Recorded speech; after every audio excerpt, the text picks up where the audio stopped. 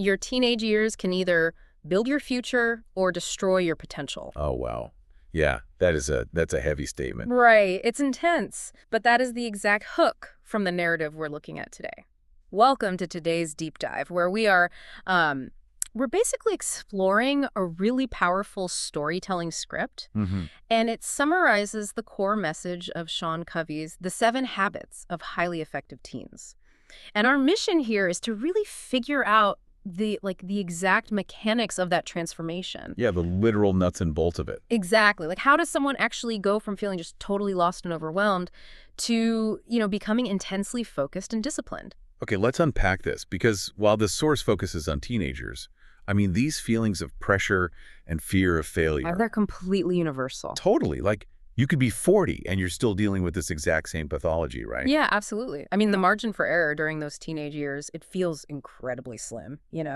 But the framework we're looking at today, it doesn't just apply to high schoolers. The mechanics of moving from being, entirely lost to intensely focused, those are universally applicable to anyone. Yeah, we all know what it feels like to just be, like, completely paralyzed by the fear that we aren't measuring up. Mhm. But before we get into the cure, like the actual habits, we have to deeply examine the illness, right? Mm-hmm.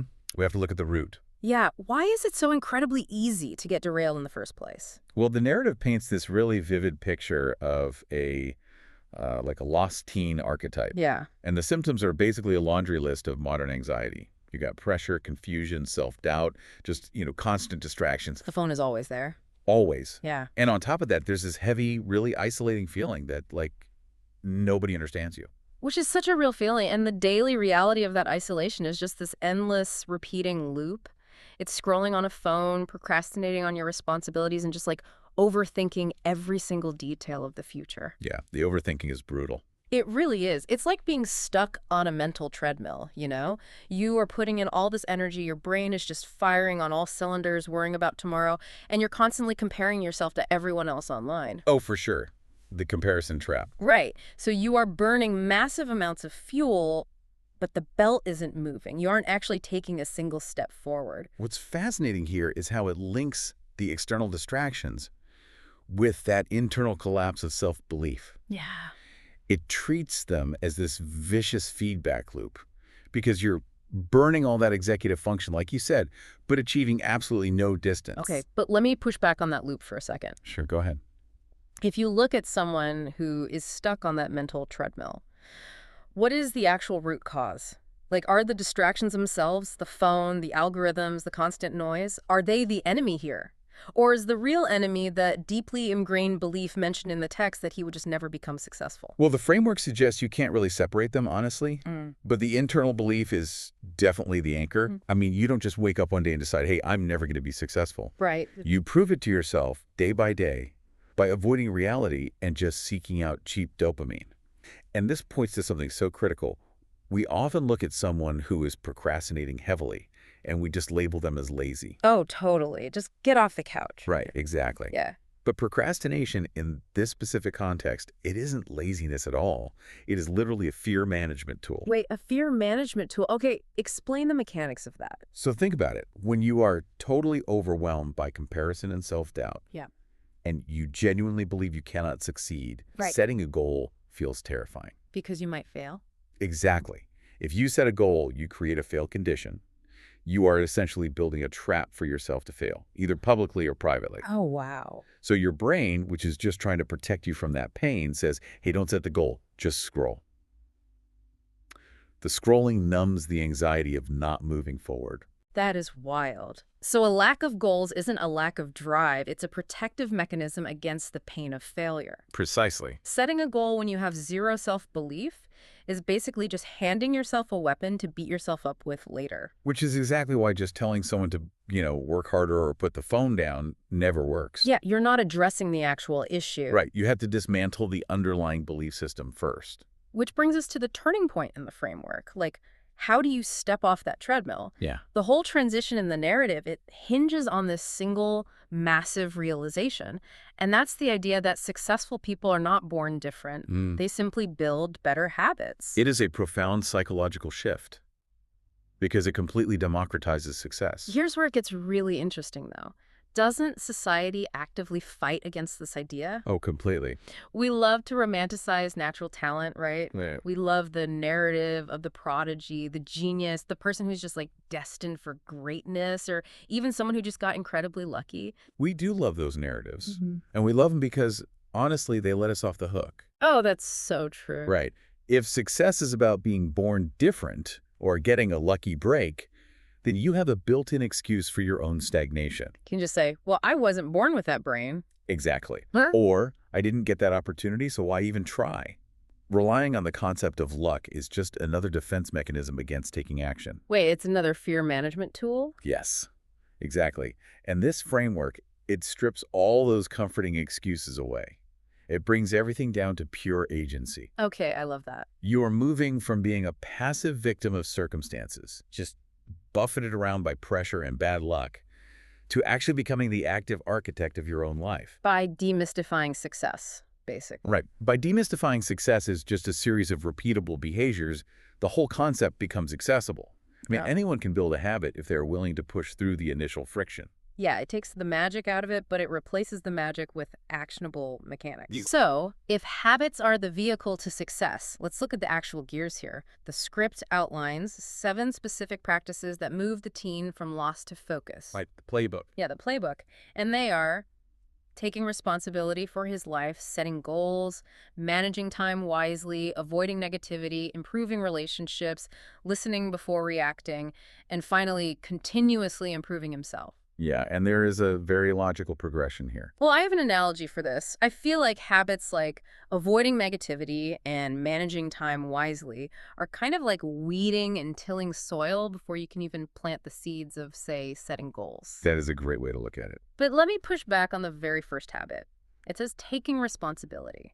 It's easy to say take responsibility, but when you're trapped in that initial feeling of nobody understands you. Yeah, that isolation. Right. Isn't taking full responsibility a massive, almost terrifying leap for a team?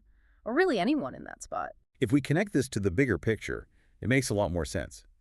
Taking responsibility is the direct, necessary antidote to the earlier problem we talked about, which is comparing himself to everyone else. How does that connect exactly? Well, when you constantly compare yourself to others, you are outsourcing your self-worth to external factors that you have zero control over. Like what someone else achieves on social media. Right. What they achieve, how they look, what opportunities they get. Right. Taking responsibility means drawing a hard boundary around yourself and saying, I only control the decisions made inside this circle. Oh, wow. So it kills the comparison game. Exactly. Yeah. It stops it dead because external metrics no longer dictate your internal state. Yes, it is terrifying, like you said, because you have no one left to blame. Yeah, that is scary. But it is also incredibly liberating because you suddenly have all the power to change your response. Okay, that makes sense. It's shifting from the world is doing this to me to what am I going to do about the world? Precisely. Yeah. You build that internal locus of control. So that's the internal stuff. But the external habits like listening before reacting and improving relationships, those seem like brilliant tools to combat that initial feeling of isolation. They really are. Because when you feel misunderstood, what's your default reaction? Oh, to just withdraw completely. Or lash out. Right. Or you just stop listening because you assume no one is listening to you anyway. You put up a wall. Which just guarantees you stay misunderstood. Exactly. So the framework prescribes the exact opposite behavior, listening before reacting, which is so counterintuitive. It is highly counterintuitive. Yeah. But mechanically, it forces a change in your environment. When you approach a conversation with the sole intent of defending yourself, the other person instantly goes on the defensive. Yeah, walls go up on both sides. But if you consciously choose to actively listen to, genuinely try and understand the other person's perspective before you say anything, you completely disarm the situation. You break the cycle. By changing how you react to others, you literally change your environment. Yes, and ironically, the fastest way to get someone to listen to you is to make them feel deeply heard first. It turns adversarial relationships into collaborative ones. Okay, so having laid out all these habits, the internal soil tilling and the external relationship building, the conversation in the script shifts to the payoff. What happens when these theories are put into daily practice? This is the really crucial part, the transformation phase. Yes, the transformation. And what really stood out to me was the emphasis on the word slowly. The text says, slowly his confidence improved, He became more focused, disciplined, positive, and the ultimate victory was that, for the first time in his life, he believed in himself. Right. So what does this all mean? I just love that the text doesn't promise overnight magic. Oh, absolutely not. It frames success as this gradual, hard-won build. And this raises an important question about how we even define success in the first place. What do you mean? Well, think about what is completely absent from this narrative. The source material doesn't measure success by wealth or status or sudden popularity. Yeah, he didn't suddenly get 1 million followers on TikTok. Right. The life lesson in the script defines success as mastering your mindset and your confidence. And you do that through small daily decisions. That is so powerful. It's the mastery of the self rather than, like, the conquest of the world. Exactly. Because if you can master the self, the external achievements just become a byproduct of your habits. Yeah. You aren't desperately chasing an outcome to prove your worth anymore. You're just refining the process. Yeah, a process that naturally yields good outcomes. The process becomes the prize. That is such a vital takeaway. So to sort of summarize this overarching journey we've been on, Yeah, let's bring it all together. whether you are a teenager navigating the chaos of high school, or you're an adult navigating a career or a marriage, this framework from Sean Covey remains completely identical. It's universal. It really is. If you want confidence, if you want success, focus, and self-discipline, you basically have to trade the endless scrolling and the self-doubt for intentional daily habits. And let's see if that trade. Yeah. The text has this power line that says it all perfectly. Your future is not created by luck.